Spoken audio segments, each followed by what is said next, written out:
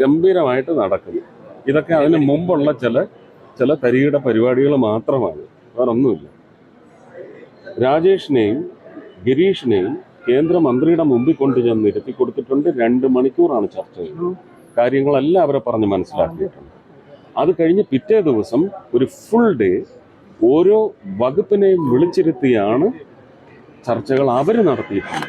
ഞാൻ കേരളത്തിലേക്ക് പോകും, എല്ലാ കാര്യങ്ങളും അവരെ പറഞ്ഞ് മനസ്സിലാക്കിയിട്ടുണ്ട്. അവർക്ക് ഇതിനകത്ത് ഒരു കേന്ദ്ര നിയമം മാറ്റുന്നത് ഇന്ത്യയിലെ മുഴുവൻ പ്രദേശങ്ങളിലെയും അപകടങ്ങൾ, നമ്മുടെ ഇവിടുത്തെ തന്നെ കുറ്റിങ്ങൽ വെടിക്കെട്ട് അപകടത്തിന്റെ പശ്ചാത്തലത്തിലാണ് ഇത് നടന്നത്.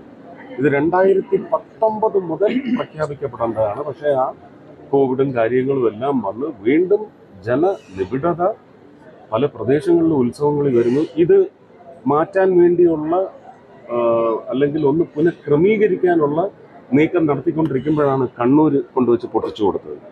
ഇത് നമ്മൾ ജനങ്ങളോട് ഒരു പൂരത്തെ സ്നേഹിക്കുന്ന എല്ലാവരും സ്നേഹിക്കും.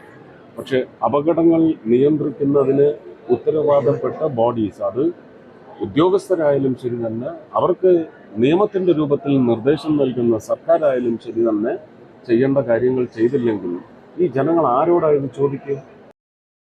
ഏറ്റവും പുതിയ വാർത്തകളും വിശേഷങ്ങളും വിരൽ തുമ്പിലറിയാൻ സീ മലയാളം ന്യൂസ് എല്ലാ ഡിജിറ്റൽ പ്ലാറ്റ്ഫോമുകളിലും ലഭ്യം.